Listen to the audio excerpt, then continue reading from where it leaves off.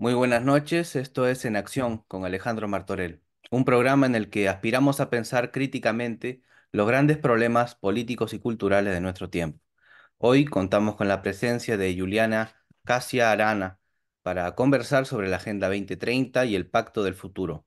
Juliana Casia estudió Comunicación Social en la Universidad de Lima y luego un máster en Matrimonio y Familia en la Universidad de Navarra. Es directora de la Asociación Origen. Ha publicado la serie Educación en Serio, conformada por dos libros, Mamá y Papá formando una familia y Reflexiones para formar hijos felices. Además, en junio de este año, presentó el libro Agenda 2030 en el Perú, Desarrollo Sostenible o Rendición de Soberanía. Muy buenas noches, Juliana. Gracias por aceptar nuestra invitación. Buenas noches, Alejandro, un gusto. Bueno, entremos en materia entonces. Enfoquémonos en los Objetivos de Desarrollo Sostenible impulsados por la ONU. Vemos que son objetivos de cumplimiento universal obligatorio. Tenemos 17 objetivos y de cada objetivo se desprenden distintas metas. Como un primer acercamiento, ¿qué es la Agenda 2030 y de qué tratan estos objetivos?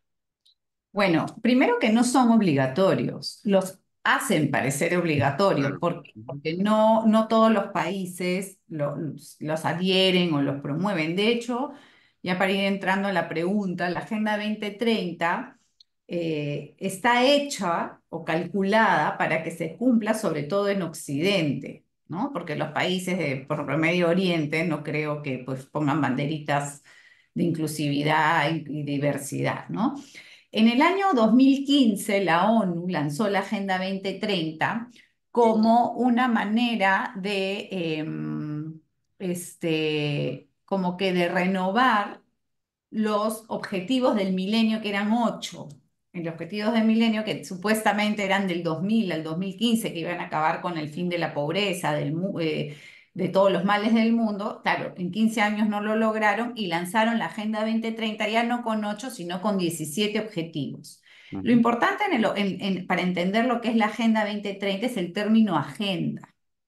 Una agenda digamos, en la acepción que tiene la Agenda 2030 es una lista de prioridades. ¿Ok? Yo voy a tener estas 17 prioridades sobre las cuales se van a centrar todos mis planes estratégicos, mis recursos económicos, mis recursos humanos, mis planes de gobierno. Y es tan importante en el término agenda lo que se incluye como lo que no se incluye. Para hacer un ejemplo simple, si yo soy madre de familia, ¿no? Voy a hacer mi agenda de vida, ¿no? ¿Cuáles son mis prioridades en la vida? Y voy a poner tres. La primera es viajar el mundo, el segundo, ir al gimnasio para correr la maratón. Y la tercera es leer muchos libros. ¿Qué te dice en mi lista de prioridades? Que mi familia no es mi prioridad. Entonces es tan importante leer lo que hay como lo que no hay. Y en la Agenda 2030 y en las 169 metas asociadas a la Agenda 2030, por ejemplo, no hay ninguna mención a la familia, al aspecto trascendente del ser humano, es ujú. 100% materialista, ¿no? Y y con esto voy terminando esta pregunta, hay muchas personas que te dicen, oye, yo he leído los 17 objetivos y no veo nada de esto de lo que tú dices. Es que evidentemente y pongo este ejemplo que no es extremo, sino así es como funcionan las agendas políticas. Por ejemplo, los nazis no tenían un papel donde decía vamos a hacer campos de concentración donde vamos a matar judíos. Evidentemente, uno no solamente se debe quedar en el papel, sino hacer un análisis de cómo se va implementando la Agenda 2030 en los distintos países a través de las acciones concretas. Porque lo que dice el Claro. papel, ay, suena lindo, ya, pero ¿cómo se implementa? Sí, sí, bueno, a veces aparece como un lenguaje encriptado que conviene descifrar. Ay, bueno, para eso están ustedes los analistas, ¿no? Pero bueno, Ajá. encriptados y no, ¿ah? Porque en otros son bien transparentes. Lo que pasa es que la gente no lee. Ujú. Bueno, no, me refería a la terminología ambigua, que Ah, bueno, ya la sí, vamos a claro, desarrollar en el llena de... punto 5. Bueno, Exactamente. hace unas semanas el Perú, a través de su canciller Elmer Schaller, firmó la resolución aprobada por la Asamblea General de las Naciones Unidas del 22 de septiembre de 2024. Nos referimos a el Pacto del Futuro. ¿En qué Ujú. consiste ese nuevo pacto? El Pacto para el Futuro es como la agenda que va a repotenciar la Agenda 2030. Ujú, El secretario general de la ONU en el 2021, después de una reunión, no me acuerdo exactamente cuál, estaba espantado, digamos, de que la Agenda 2030 no avanzaba, ¿no? Habían un montón de trabas. De hecho, en el mismo Pacto para el Futuro, que es esta nueva agenda, dicen, ¿no? Nos encontramos en un momento de profunda transformación global, nos enfrentamos a crecientes riesgos catastróficos y ujú, existenciales, ¿no? La ONU siempre justifica sus acciones a través de una narrativa apocalíptica, ¿no? Todos nos vamos a morir, todo se va a acabar, pero no te preocupes, ¿no? Que llegamos y ahí viene el discurso mesiánico, llega acá la ONU a salvarte, ¿no?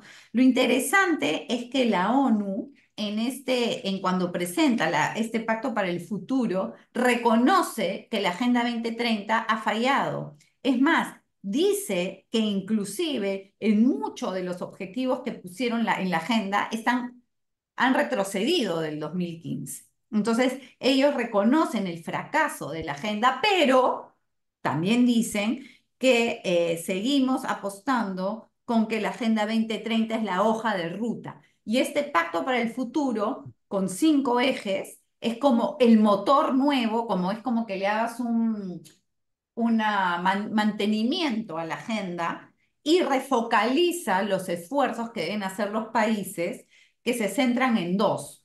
Uno es, se centran en cinco, pero digamos, se resumen en dos, ¿no? Más dinero para la ONU, ujú. para poder impulsar la Agenda 2030 y mayor poder y gobernanza global. Bien, bien. Muchos consideramos que el objetivo más problemático y cuestionable es el objetivo 5 sobre la igualdad de género. Ay, La meta sí. 5.6 dice asegurar el acceso universal a la salud sexual y reproductiva. Traduciendo, esto sería el aborto. ¿Por qué desde los organismos internacionales, parafraseando al Papa Juan Pablo II, que en el fondo operan como los grandes propagadores de la cultura de la muerte, por qué en estos organismos internacionales existe un marcado interés por el aborto y los métodos de control para la regulación de la natalidad? Perdón, Alejandro, ¿ahí tienes la agenda completa o solo ese 5.7? 5. Bueno, el 5.6 bueno, lo extraje porque me Ah, ya, pareció... porque también hay, si no me equivoco, el 3.7 también es Ya, full, o sea, son dos objetivos, dos metas, ¿no? ya, ya, Es ya. que la Agenda 2030 nace, toda la agenda de la ONU comienza a construirse a través de, o sea, digamos, dos grandes hitos de la ONU. Una es la Conferencia del Cairo de la Población en 1994 y la Conferencia de la Mujer en Beijing en 1995. En el 94 se comienza a introducir esta visión apocalíptica de que tenemos que reducir la población porque nos vamos a morir y vamos a explotar y no va a entrar nadie más en el mundo y se van a acabar los recursos. Y en 1995 entra el famoso enfoque de género que empieza todo este cambio, empujarse, este cambio cultural donde la mujer tiene que contribuir de alguna manera a poder lograr el control poblacional, porque finalmente la mujer es la que tiene el don, digamos, de poder decidir Ujú, tener hijos o no, ¿no? Entonces, la Agenda 2030 tiene como eje transversal, o sea, la columna vertebral de la Agenda 2030 es el enfoque de género. Si bien tiene un objetivo concreto, muchos documentos a partir de la Agenda 2030 dicen explícitamente que alcanzar el enfoque, o sea, impulsar el enfoque de género y la igualdad de género es el prerequisito para poder alcanzar la Agenda 2030.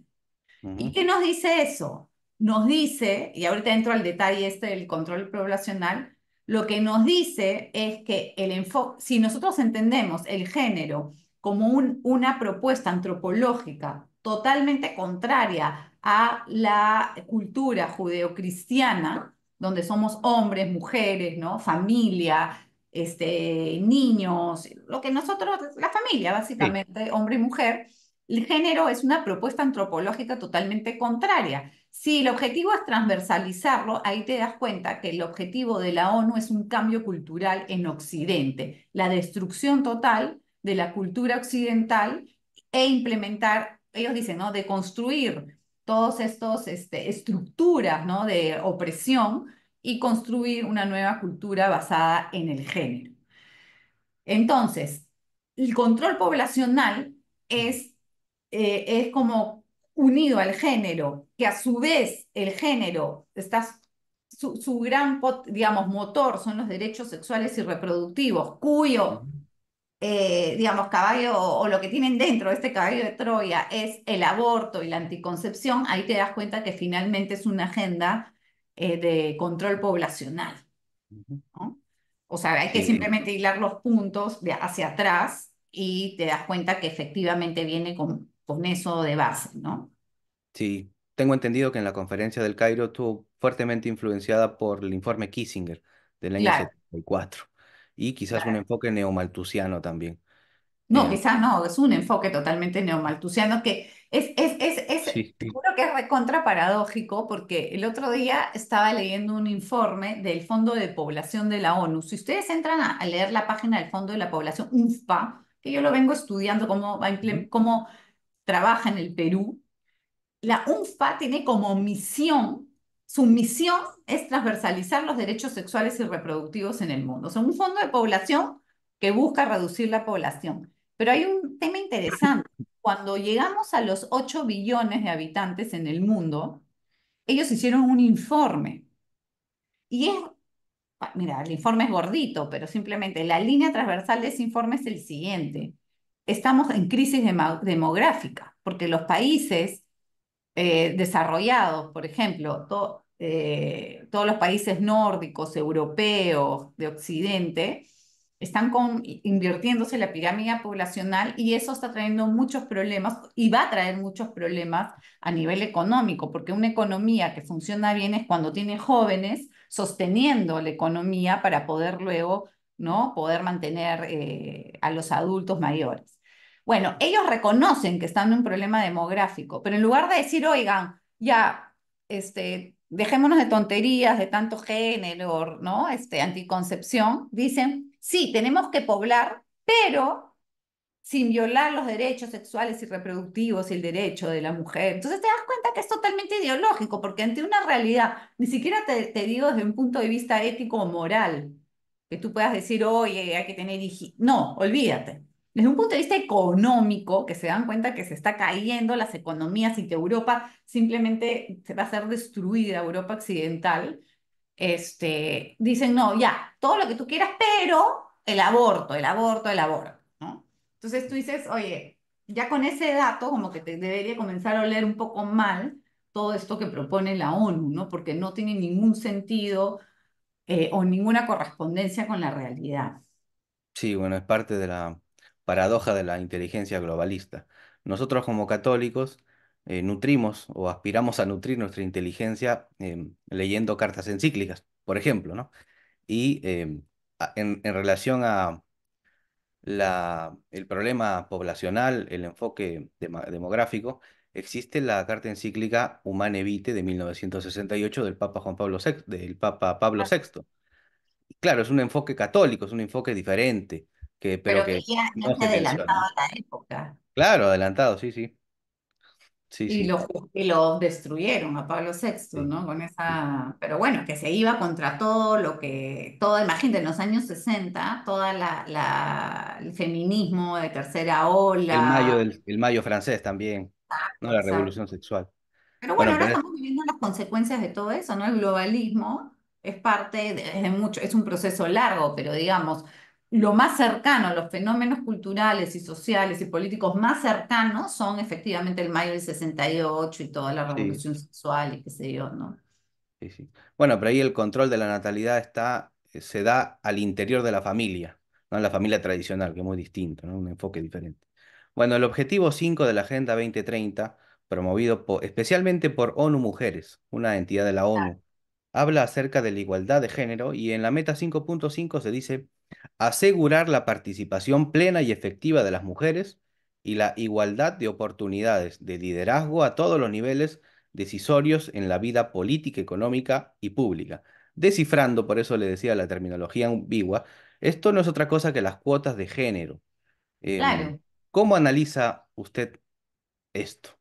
Es interesante porque dentro de siempre las paradojas o las incongruencias de la ONU, el otro día veía que en la última Asamblea General, que fue ahorita pues, cuando se lanzó Sí, la sí. cumbre para el futuro, cumbre del futuro, Antonio Guterres decía que estaba espantado ahí, ¿no? Viendo los integrantes de esta Asamblea General que solo un 10% eran mujeres. Claro, y yo puse, me acuerdo un comentario que no lo había leído nadie, pero simplemente digo que qué interesante, ceda usted su puesto a una mujer, porque Claro. nunca ha habido una A la secretaria general. alternancia, por lo menos, en No, el nunca ha mandato. habido. Entonces, claro, ay, qué horror, ya, date tu sitio a una mujer. Y lo más simpático de todo esto, y simpático entre comillas, es que en el plan estratégico de la ONU Mujer al 2025 dicen que para el 2028 el 50% de los funcionarios de las Naciones Unidas debería ser mujeres, porque ni siquiera eso lo han conseguido. O sea, ni siquiera ellos internamente hacen lo que quieren Ya, hacer en ya. el mundo.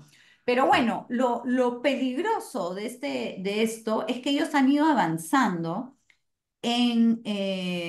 a nivel público, ¿no? Con todas estas normativas que exigen paridad, alternancia, que no hacen pues más que destrozar nuestro sistema político, porque con esto de hacer las listas de paridad, alternancia y tal, la gente no Ujú. entra por interés o por meritocracia, sino por cuota, lo cual es Claro. terrible, que al final pones cualquier persona, por más que no esté interesada o no esté preparada.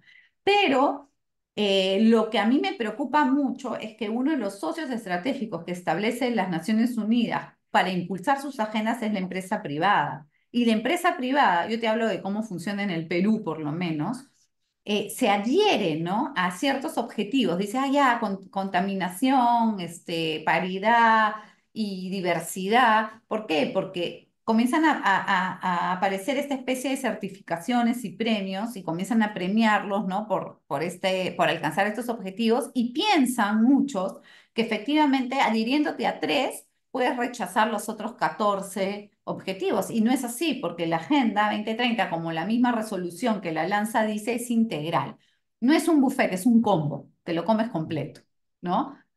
Y comienzan luego a avanzar, ya no solamente en el sector público, donde de alguna manera tienen cierto poder, porque si el Estado comulga con la ONU, comienza a adherir sus políticas. No, comienzan a forzar a las empresas privadas ya a meterse dentro de su propiedad, porque la Ujú. empresa privada es privada, como su nombre lo dice, y comienzan a querer intervenir sus políticas internas, diciéndole, ahora tú tienes que tener paridad y paridad en tu directorio. ¿Y por qué? Y por Mm, último, yo, por ejemplo, yo quiero tener un directorio de todas mujeres, ¿por qué me vas a quitar eso? O todo hombres, o es familiar. Y eso está sucediendo. Y claro, el otro día estaba reunida con un señor que es director de una empresa que estaba muy preocupado porque me decía que eso se maneja mucho a nivel de la gerencia, de gente que no es dueña de las empresas y qué sé yo, y van adhiriéndose a estas políticas y luego terminan abriéndole las puertas a la ONU para que se meta no solamente en como decía, en lo público, sino también en lo privado, ¿no? Porque eso es lo que les importa. ¿Cómo van a cambiar el mundo y su agenda si es que no se meten a tu casa?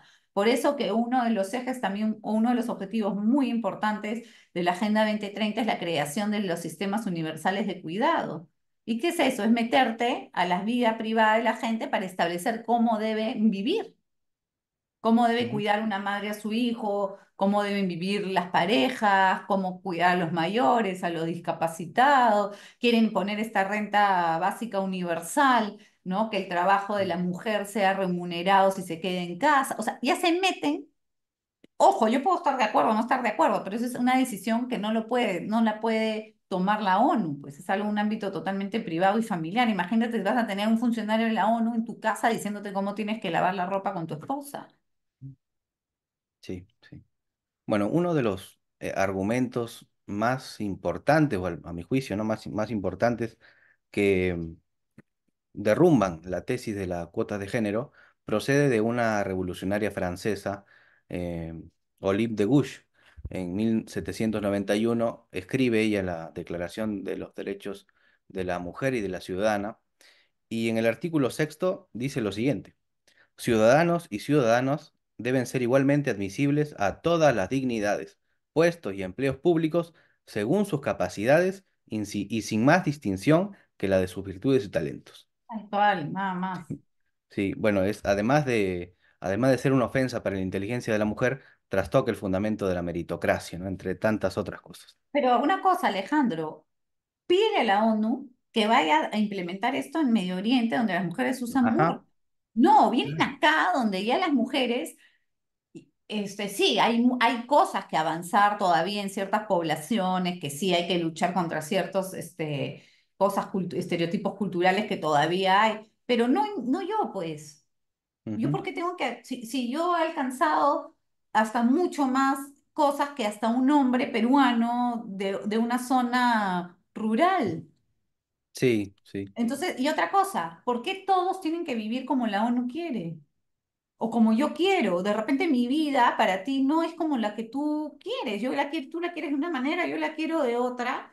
Y son muy, sí, que hay que respetar las culturas originarias, salvo lo que tiene que ver con el género. Ahí sí quieren claro. destrozar todo. Pero digo, mételos pues ahí a Pakistán, a Líbano, no, ahí, que vaya la ONU ahí a hacer su propuesta. Bien fácil A está la Corea playa del y Norte, a ponerte Eritrea. pelo verde y, ay, y gritar en Argentina, donde puedes caminar si quieres en bikini por la calle, nadie te mira. Sí, A ver, anda allá, pues. sí.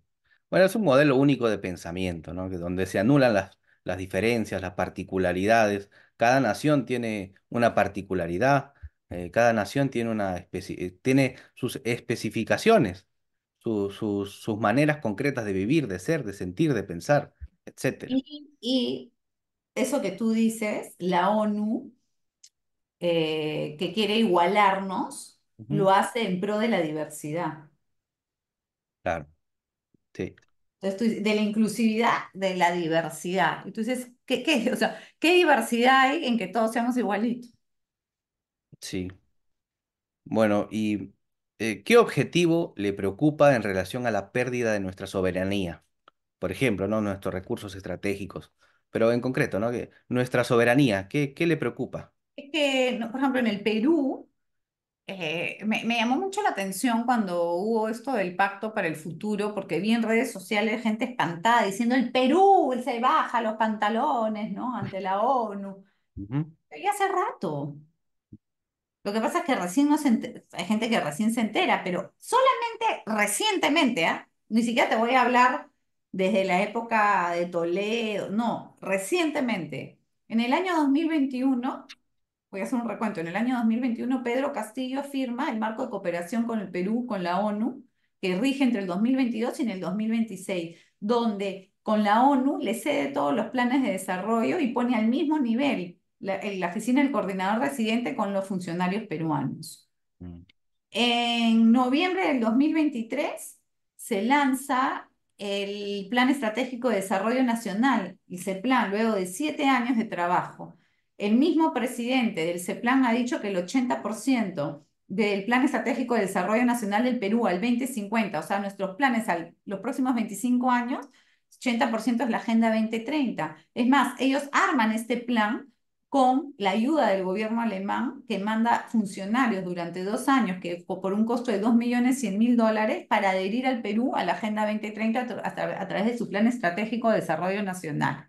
En abril del 2024, este abril, Dina Boluarte presenta el Informe Nacional Voluntario a la ONU, que como su nombre lo dice, es un informe voluntario en el cual el país rinde cuenta a la ONU sobre cómo va avanzando la Agenda 2030. Se hace cada 4 años. Este es el tercero del Perú. En julio, el representante del Perú en la ONU, en ese momento Víctor García Toma, va al foro de alto nivel de la ONU a presentar el informe nacional voluntario. Y ahorita, Pacto para el Futuro.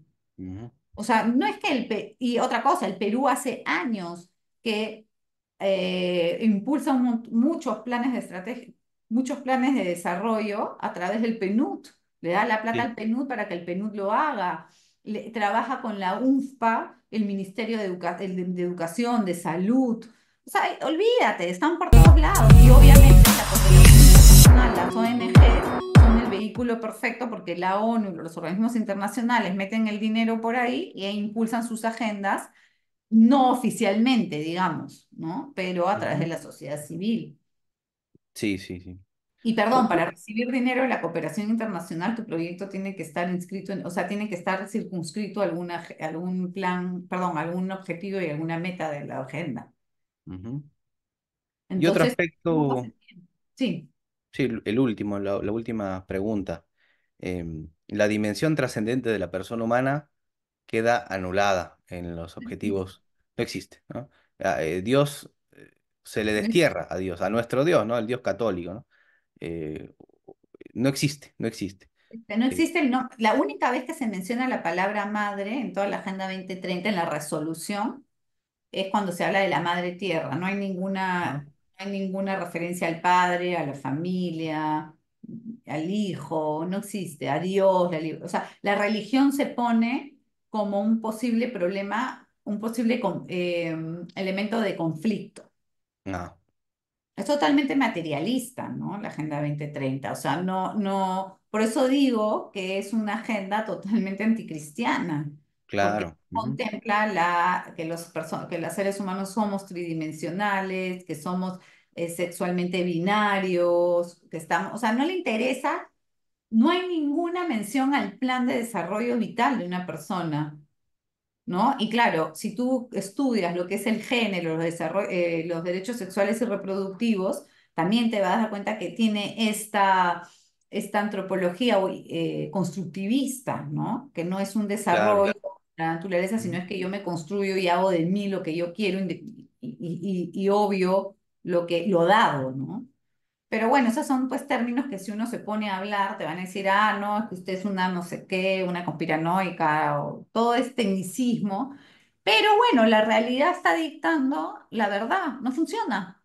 No ujú, funciona, porque como no corresponde a la realidad del ser humano, no sirve, te dicen, no, el género retrocede, claro, pues, porque y hasta las mismas empresas que antes ponían las mil banderitas, ya no la ponen porque pierden plata, porque saben que no les interesa, porque ya cumplieron políticamente.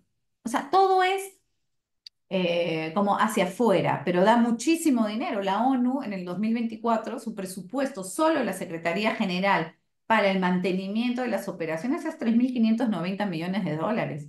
Eso no incluye ninguna campaña de desarrollo, campaña de asistencia en una crisis, en un desastre natural, eso es aparte. 3.590 millones de dólares para pagar oficinas y funcionarios, y viajes, y viáticos. ujú. A ver, ¿cuántos niños en África podrían comer con 3.590 millones de dólares Sí, anuales? sí, sí, sí, Es sí. una gran farsa. Es un despilfarro y bueno, Pero es un bueno, elogio de la funciona, estupidez funciona, también. siguen dando Sí, plata, siguen sí, ganando sí, plata, los sueldos son, pues, ya quisiera acá, no sé, cuántas familias podrían comer en el Perú con el sueldo del secretario general o de los que vienen acá al Perú a trabajar, ¿no? sí. Bueno, Juliana, nos ha vencido el tiempo. Te agradezco Muchísimas muchísimo. gracias. No, Ha muchísimas sido gracias. bastante esclarecedor escucharte. Muchas gracias.